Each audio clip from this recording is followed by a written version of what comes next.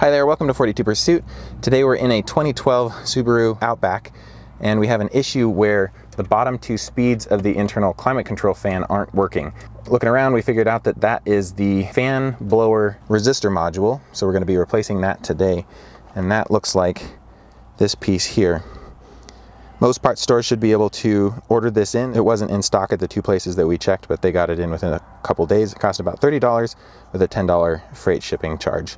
This module is located underneath the glove compartment behind a plastic shroud that's held in with two sort of Christmas tree style grommets.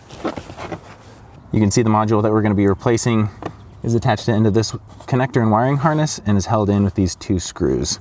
So we're going to loosen those screws, disconnect this wiring harness, and pop that module out.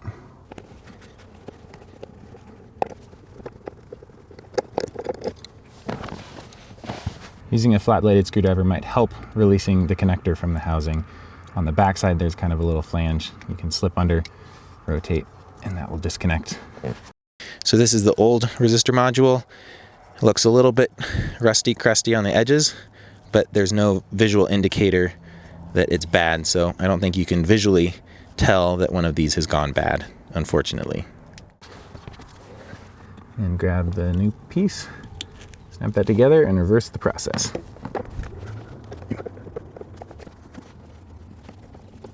All right, now moment of truth, we're going to turn the ignition on.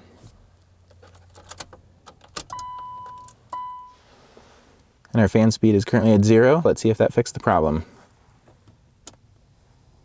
25%, we're getting airflow. 50%, we're getting more. 75 and 100. Just like that, in about a 5-minute fix, $40 part later, we're back in business. Thanks for watching.